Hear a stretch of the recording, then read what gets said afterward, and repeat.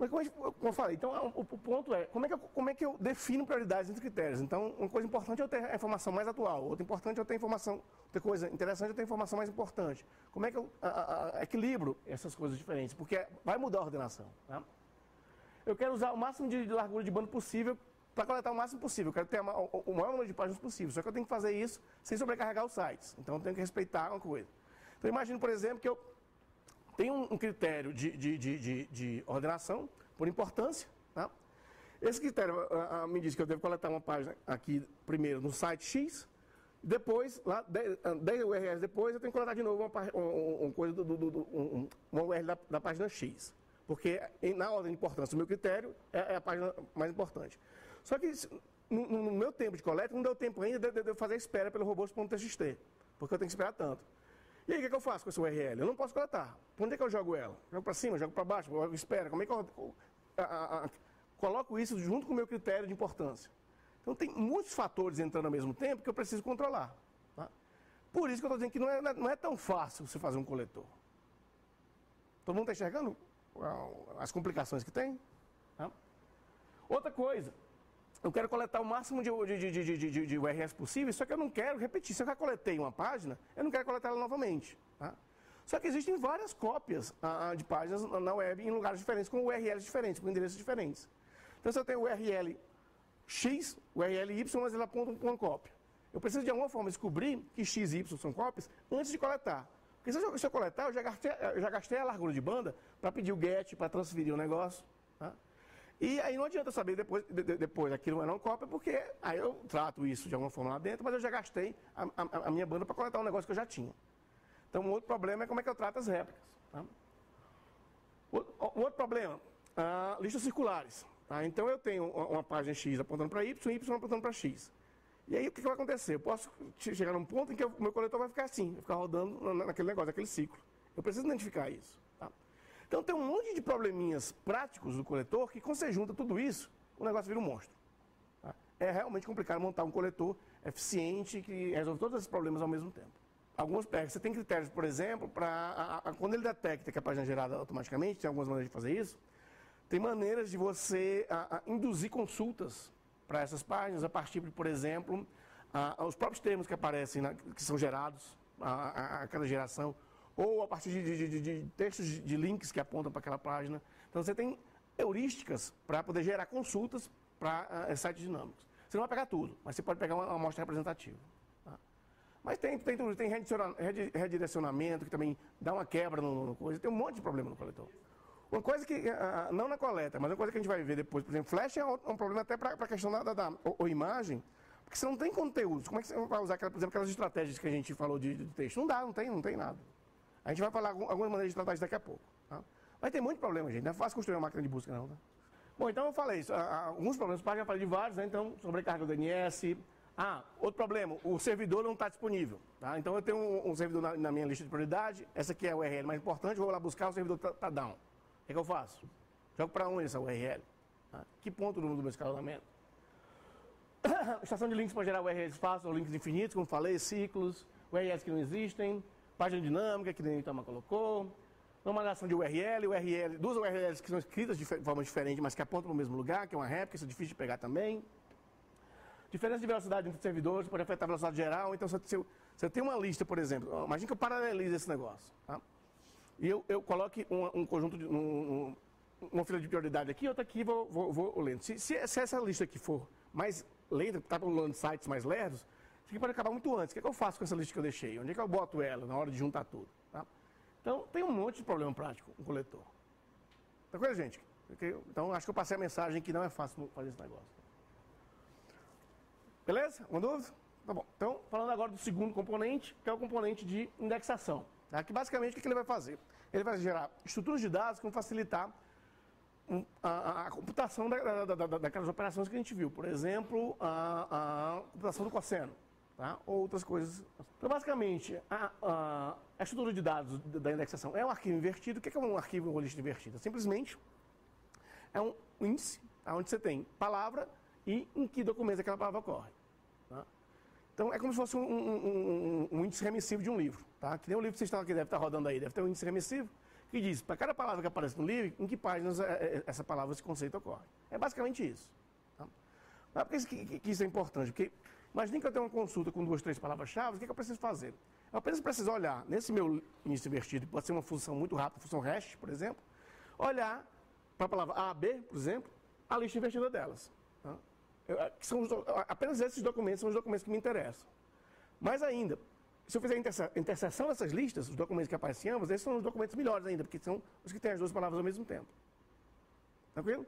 Então, essa estrutura de dados facilita muito a computação das operações que eu preciso fazer. Então, é basicamente isso, tá? Então, só para tornar a coisa mais um exemplo aqui, então, vamos pegar de novo aquela nossa coleção que a gente tinha, tá? O mesmo vocabulário, então, essa aqui é a lista invertida, representando essa coleção de documentos aqui. O tamanho da lista vai ser o tamanho do meu vocabulário, então aqui eu vou ter uma entrada para cada palavra que aparece nos documentos. Então, são N 300 mil, vai ter um tamanho de 300 mil. E aqui a lista dos documentos que tem aquela palavra. E mais ainda, tá? Eu vou juntar também a informação de frequência, porque isso vai me facilitar na hora de fazer a computação do cosseno, por exemplo. Tá? Então, a palavra A ocorre nos documentos 1, 2 e 3. No documento 1 ela ocorre 3 vezes, no documento 2 ela ocorre 2 vezes, no documento 3 ela ocorre 2 vezes. Acessando essa lista aqui, rapidamente, através do índice da palavra A, eu consigo pegar a informação de frequência e muito rapidamente calcular o cosseno relativo à consulta. Só isso, tranquilo, gente? Então, essa aqui é a parte que é realmente fácil. E a parte do processamento é basicamente como é que você vai usar esses índices. Tá? Então, você vai ter que montar o vocabulário, fazer um parsing por todos os documentos e pegar uma lista de todos os termos que aparecem no documento. Eu não falei aqui, mas, por exemplo, você pode usar estratégias para diminuir o tamanho do seu vocabulário para efeitos até de melhorar a performance da consulta. Então, imagina que você tem variantes de uma mesma palavra. Pega vamos pensar em inglês, que é mais fácil. Connection, aqui é um substantivo. Você pode ter o verbo, connected, ou você pode ter plural, connections. Tá? Então, mas se eu faço uma busca por connection, normalmente eu quero pegar também as variações sintáticas das palavras. Então, o que normalmente eu faço é, quando eu acho uma palavra, eu aplico um processo chamado de stemming ou radicalização. Ou seja, eu não armazeno todas as variações da palavra, eu armazeno apenas o radical da palavra. No caso, seria o connect. Todas as palavras que na consulta aparecem variações, eu aplico essa radicalização também. E como eu tenho um connect lá e a lista invertida, essa lista invertida aponta para todas as variações, eu vou pegar todos os documentos que têm variações da palavra. Beleza? Então, é isso. Tá? Então, eu faço o processamento do meu vocabulário, posso usar stemming para isso. Outra coisa que normalmente é feita para reduzir o tamanho do seu vocabulário, você remove os chamados stop words. O que são isso? São palavras que normalmente não têm nenhum significado semântico, não serve para eu retornar documentos. Que são artigos, preposições, esse tipo de coisa que ninguém faz uma busca por aquilo. Tá? Ninguém busca por A. O que é isso? Tá? Ou DE. Tá? Obviamente tem exceções. Tá? Por exemplo, quem conhece um conjunto de rock chamado The Who? Conjunto antigo. Tem gente que conhece. Tá? The e Who são dois stop words. Tá? Um é um artigo e o outro é um coletivo. Eu não vou achar nunca a coisa da banda se eu remover. Tá? Em alguns casos, dependendo da infraestrutura que você tem, você mantém tudo, inclusive as stop words. Tá? Tranquilo? Vai lá. Essa é uma boa pergunta. Tem algoritmos específicos para isso. Tá?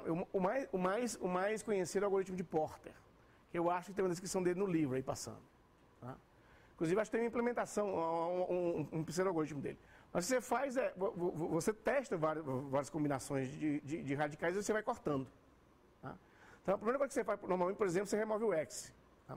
Só que nem que você remove o S, você pode ter uma variação que é um gerúndio em cima, com um plural em cima. Aí você vai, aos poucos, removendo até que você não possa remover mais. E aí tem um conjunto de heurísticas para você fazer isso. A ordenação correta para você não arrancar o que você não deveria da palavra. Tá? Funciona muito bem para inglês, o Porter, mas tem outros algoritmos para radicalização em português que são melhores do que usar o Porter em si. Tá? Então tem, por exemplo, pessoal lá no Rio Grande do Sul que tem uns algoritmos bem legais, já fizeram, tem trabalhos publicados sobre como fazer radicalização para português, por exemplo. Tá? Mas eu posso passar os ponteiros, depois se você quiser. Como é que é, Tamar?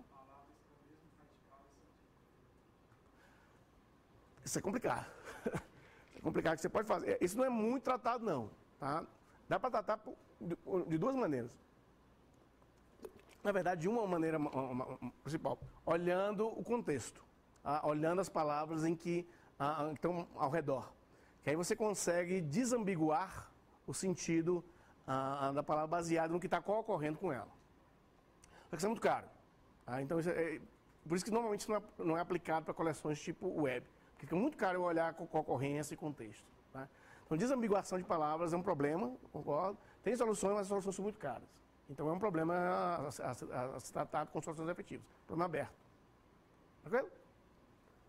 Boa pergunta. Bom, aí outras coisas que a gente pode fazer é usar cache, tá? Para, por exemplo, as consultas mais acessadas. Eu vou manter a lista invertida das palavras dessas consultas em cache para acessar mais rápido, por exemplo. E aí eu vejo isso através de login, máquina de busca, por exemplo, quais são as consultas mais frequentes, para otimizar o uso do cache e por aí vai. Tá? Bom, mas eu não quero falar muito disso aqui, não. Então, só uma simplificação aqui, um exemplo de como é que seria computado. Então, uma consulta, tenho que consultar a B, já montei os meus vetores para ela estar na passada que eu dei nos documentos, né? Criei os vetores, representei os vetores na minha estrutura de dados, na minha lista invertida. Aí o que eu vou fazer? Para calcular a similaridade final, eu vou calcular a similaridade parcial dos documentos e consultas para cada termo da consulta. Então, eu vou pegar o peso do termo, por exemplo, o primeiro termo da consulta no documento, vezes o peso do termo na consulta, e vou acumulando isso em acumuladores para cada documento. Tá? Então, se eu começar da palavra A, então, a consulta é AB, o que eu vou fazer? Vou pegar o peso da palavra A no documento 1, o peso da palavra B na consulta. Eu sei esse peso porque eu sei a frequência, está armazenada na minha lista invertida, e previamente eu já armazenei o IDF de cada termo, quando eu der passar no documento. Como eu já sei todos os termos que eu tenho, o número de termos o número de documentos que eu tenho e a frequência desse termo em todos os documentos, eu pré-computei o IDF. Então, eu pego o IDF pré-computado, pego acesso à lista invertida do A, que pega a frequência, e dou o peso parcial da palavra A no documento 1. E aí gera o primeiro passo do meu acumulador. Vou fazer isso para todos os termos. No caso 2, faço isso para a palavra B também. Acumulo os pesos, no final eu vou ter isso aqui. Então, o score final da consulta no documento D1 é 0,71, 0,16 no D2, D3 e D4 é melhor. Se a gente vê, faz sentido porque, por exemplo, a palavra B é a palavra mais discriminativa do que a palavra A, a gente sabe, ela ocorre 2 vezes no documento D4. Por isso que ele foi o melhor documento para responder essa consulta. Beleza? Calcular a norma, mas uma conta rapidinha. Calcula a norma, divide. E note que, por exemplo, você não precisa calcular a norma da consulta. Por quê? Porque a norma da consulta, quando você pegar essa aqui é o acumulador que a gente viu lá em cima, que é aquela continha. Quando você calcula a norma de cada documento, obviamente, mas a norma da consulta é o mesmo para todo mundo. Então, eu não preciso dividir por esse valor, porque o que eu quero realmente é ordenar. Eles não vão alterar a ordem, só vão alterar o valor absoluto da conta. Tá? Eu posso descartar, computar isso aqui para ficar um pouquinho mais rápido. Tranquilo? Beleza? E aí, com esses scores aqui, eu posso ordenar. Primeiro documento, segundo documento, terceiro e quarto. E essa é a minha lista ranqueada que responder a minha consulta. Beleza? Então, tá bom. E isso dá para fazer rapidinho. Tem um algoritmozinho aqui, tá? Esqueci de falar. Os slides vão estar disponíveis. Eu vou dar o endereço amanhã para vocês, tá? Eu não coloquei ainda disponível, mas vai estar tudo disponível para vocês. Tranquilo?